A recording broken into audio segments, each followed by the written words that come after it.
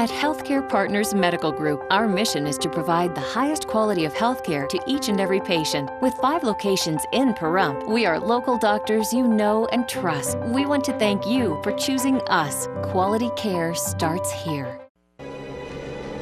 News 46 is brought to you by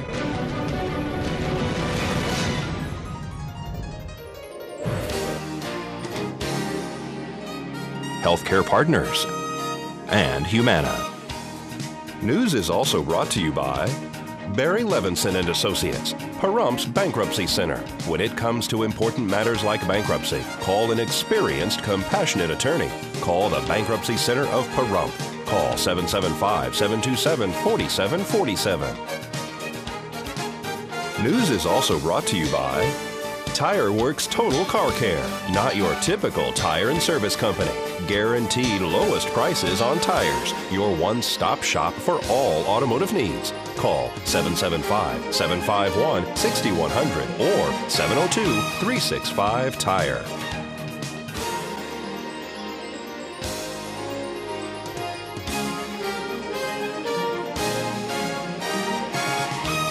Tonight on News 46, a plane crashes off of Highway 160, almost hitting a home.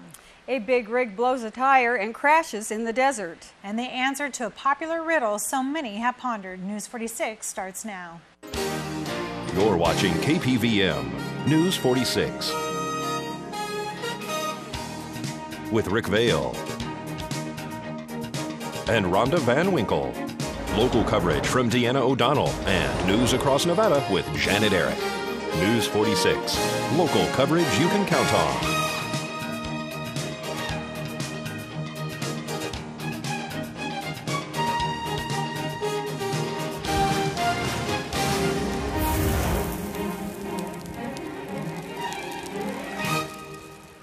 Good evening. It's Monday, September 19th, 2011. I'm Rhonda Van Winkle. And I'm Janet Eric for News 46. I'll be sitting in for Rick Vale this week. Now, topping our news, a single-engine aircraft crashed at Simkins and Highway 160 near the Calvada airport. Yes, we're on location of a single-engine plane crash this morning. It appears that the investigation is surrounding a possible failure of the mechanical aspects of the plane, which then allowed it to clip several trees and a privacy fence on a property prior to having a rough landing on a roadway and then flipping on its roof. He was not attempting to land on the runway here? That's part of the investigation, is to find out exactly what led up to the incident, and both the FAA, NTSB, and the Sheriff's Office will be investigating that further. And the home that he just narrowly missed there, is there any damage to that? There's no damage to the home, but I said the larger tree was clipped, as well as the entrance gate for a privacy fence was also damaged. So this is an actual legitimate plane crash, not just somebody who was taken off and flipped it over. Oh, no, this was actually a plane that was in flight attempting to land back at the airport, and then the incident occurred. And only one occupant inside the plane? One occupant, he's uninjured, and as you can see, he's milling around waiting for the information as to when NTSB will be arriving. And we're calling the FAA?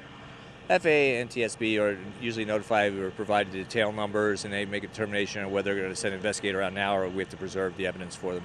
We checked out the pilot on scene. Yes, he was checked out by Medic 1, and he was found to be uninjured. And once again, that was 11:30 Saturday afternoon, where a single-engine Cessna plane crashed, just narrowly missing this house, actually topping off the top of a pine tree and hitting a large gate, where a dog actually inside that yard escaped. Animal control arrived on scene to attempt to locate the dog, and once again, the FAA has been called in. The pilot is okay and doing well. He was checked out on scene. This is Deanna O'Donnell on Simkins and Highway 160 for News 46. A 10th person has died from injuries sustained when his stunt plane crashed at the Reno Air Race last Friday afternoon. Investigators say that the pilot, Jimmy Leeward, may have been unconscious when his World War II-era P-51 Mustang smashed into a crowd of spectators, killing him and 9 others. Leeward was traveling as fast as 500 miles an hour when he crashed. Jimmy Leeward, who was 74, of Ocala, Florida, was a veteran stuntman. Witnesses said as the P-51 Mustang Galloping Ghost rounded the final clubhouse turn, something dropped off the tail of the plane. In one of the final photos taken before the crash, a piece of metal crucial for the aircraft to maintain balance was missing. Leeward had modified the old propeller plane to make it fly as fast as a jet. This is Deanna O'Donnell for News 46. An 18-wheel big rig crashed this morning off Highway 160 in Trout Canyon. Tonight's accident report is brought to you by Stovall and Associates. Don't expect insurance companies to have your best interest in mind. Stovall and Associates cares. Let us help you if you have been involved in an accident.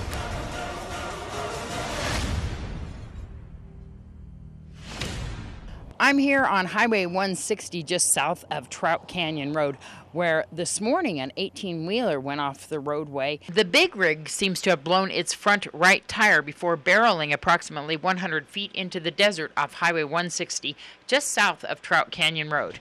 Pahrump Valley Fire and Rescue arrived on scene and checked over the driver, who appears to have been uninjured in the accident. He was not transported.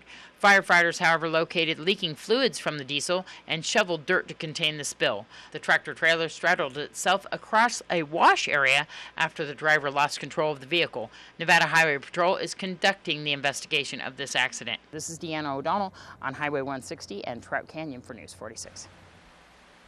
A woman was transported locally on Saturday night following a two-vehicle accident on Highway 372, and we answer the question, why did the chicken cross the road? We're here at a two-vehicle accident on Highway 372 and Charleston Park, right here at the Y in front of the Quick Save Market, where on Saturday night, approximately 6 p.m., two vehicles collided. Pahrump Valley Fire and Rescue arrived on scene along with Nevada Highway Patrol and Nye County Sheriff's deputies who blocked the westbound lane while the investigation of the accident was being conducted. However, one woman was transported here locally with injuries. Nobody else inside either vehicle was injured. They were all checked out on scene. There was a little distraction, however, during the accident investigation when a chicken decided that it would like to cross the roadway during the investigation of this accident into cross traffic. Nye County Sheriff's deputies directed the traffic around the chicken. Once again, Nevada Highway Patrol is investigating the cause of this accident. This is Deanna O'Donnell on Highway 372 for News 46. And it's been quite a while since we've seen any burros on the roadway in Pahrump. Last Saturday night, a woman from California hit two burros on Highway 160 just north of town.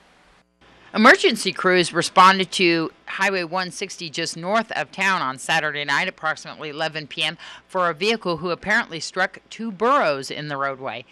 Pahrump Valley Fire and Rescue arrived on scene with Nye County Sheriff's deputies and Nevada Highway Patrol to conduct the investigation. The woman was uninjured in the accident and said to be a resident of California. The car sustained moderate damage to the windshield and front right portion of the vehicle. Emergency crews attempted to locate the burros who fled into the desert after being struck. Nevada Highway Patrol is conducting the investigation of this accident. This is Deanna O'Donnell for News 46. A lockdown was lifted at the Davis-Monthan Air Force Base in Arizona after reports of an armed intruder on the base turned out to be unfounded. No gunman or weapon was found, and the building was declared secure. Coming up, part two of our interview with Commissioner Boraski concerning the Utilities, Inc. And we bring you the final moments of Friday night's Pahrump Valley High School's varsity football game. We'll have all this and more right after this break, so please stay with us.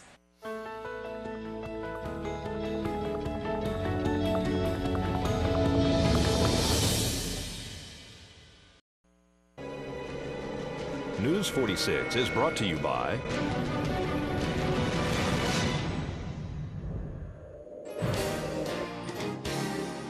Southwest Medical Associates. Their healthcare center is now open in your neighborhood. Southwest Medical Associates. Now that's powerful medicine.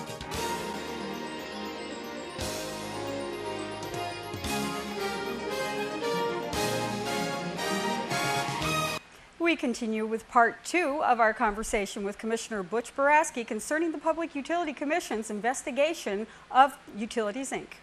And the last time the PUC was in town, I took two of the members over there, two of the staff members over there, and the first thing we opened the door when we got out of the vehicle, there was the smell right off the bat. So they've had a chance to witness it themselves, and of course there's testimony. What they're going to do, I don't know, but there's definitely an odor problem, and it's been going on for quite some time. So the Public Utilities Commission is taking all of these things into consideration and doing kind of an independent investigation to see if there's anything that can be done. Yes, and they're going to do some more follow-up meetings too. They'll be back again, taking comments some more. So hopefully the next time, I tried to get it publicized as well as I could, and I know your station did a lot, and so did the newspapers and everything. But there was a small turnout. It could have been because it was the middle of the day. It was 10 o'clock in the morning. Maybe if they have a night session, they'd get more participation.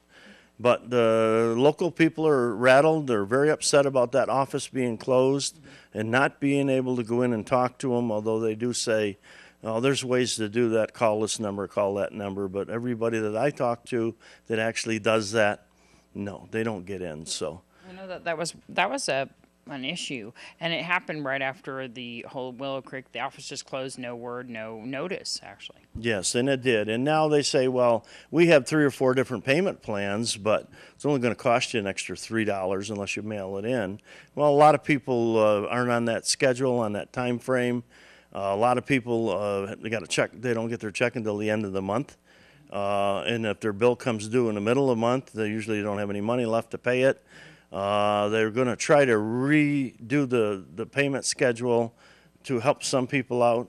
At least they offered to do that. And I guess we're just going to take a wait and see attitude. Is Nye County thinking about buying Utilities Inc.? Not to my knowledge. I'm not interested in it. We did. Town of Pahrump? I don't know if the town of Pahrump is or not. There was something in the paper today about the town of Pahrump and 2 commissioners working together on something, but I think there were some misstatements on that one. We have looked at Hafen Utility, Pahrump Utilities, and we've made no decision yet to purchase anything, only to do our due diligence to find out the facts and see how much it actually costs, whether it can be revenue neutral and stay that way. And should that occur, then I would be in favor of it. But I'm only 1 vote out of 5. So you'll keep us updated on the next meetings with the PUC and Utilities Inc. I most certainly will. You'll be the first to know. Thank you. Governor Brian Sandoval is asking President Barack Obama to eliminate regulations delaying the issuance of permits for mining companies operating on federal land. In the request aimed at improving Nevada's unemployment picture, Sandoval said it typically takes 4 to 5 years for the hard rock miners to get federal approval, and sometimes it is drawn out to 12 years. Now, Pahrump Valley High School's music director, David Tomasini, was elated and surprised about the turnout to support the school's music department Friday night at the Sweet Corner on Frontage Road. With all of the budget cuts, the schools have taken a big hit, and one of the hits that they've taken is, of course, in the music departments.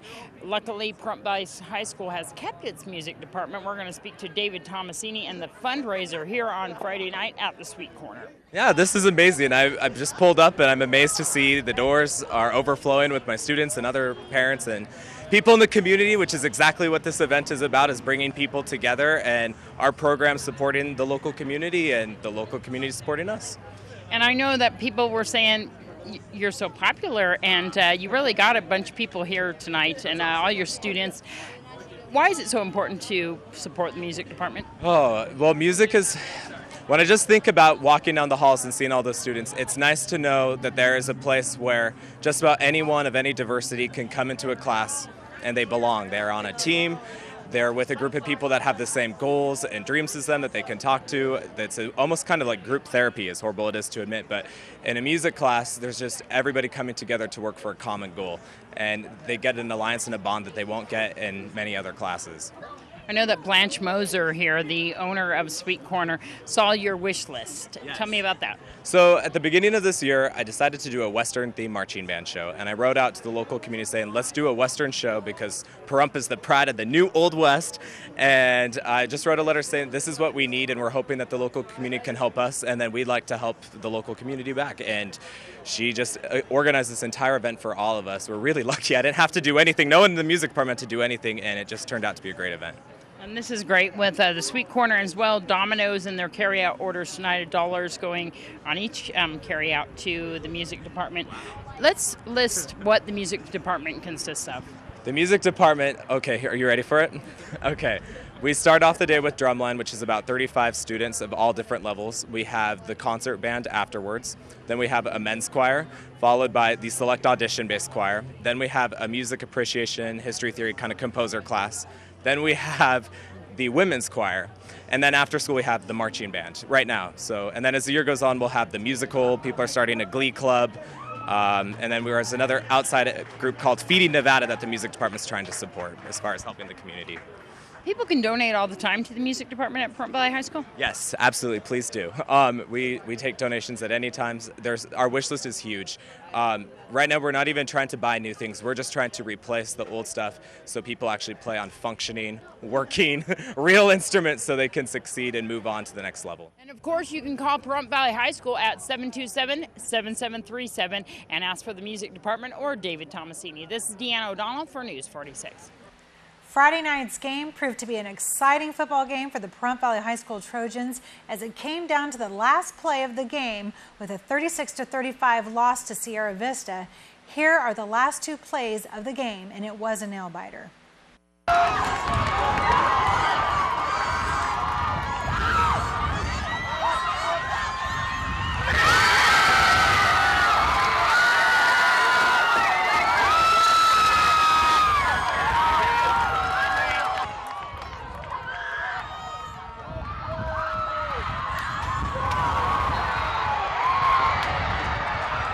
2-point conversion is no good. Brought down by Crash Reno. Our score with just over 6 seconds remaining in the round line, 36. The Trojans, 35.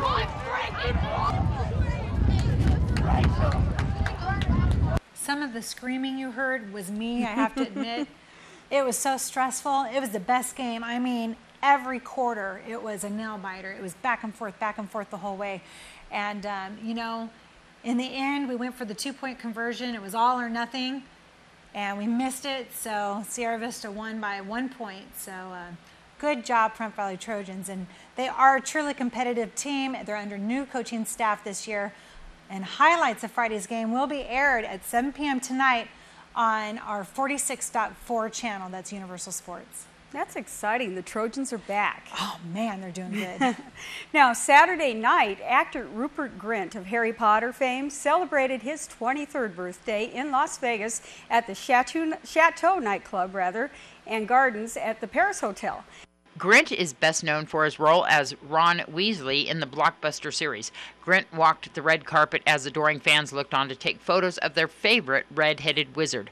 Grint and friends were escorted to their private booth where the star posed for photos with VIP cocktail waitresses dressed in sexy Harry Potter costumes. The birthday boy also received a Harry Potter-themed red velvet birthday cake. Yesterday, Rupert also held a meet and greet at the Sugar Factory inside the Paris Hotel for his fans who lined up for hours prior, hoping to get a glimpse of him. We would like to thank Zahed Arab from 8 News Now and David Becker from Wire Image for these photos. This is Deanna O'Donnell for News 46. Now, that story was dedicated to Darby O'Donnell, the #1 Rupert Grint fan. Yeah, I'm #1, I guess. I'm a true Harry Potter fan myself. Oh, me too. Me too, definitely. Okay, well, it should be good weather for the grand opening of Denny's tomorrow. They're going to have a soft opening tonight, but we'll have more on the weather with Zach Fuentes right after this break.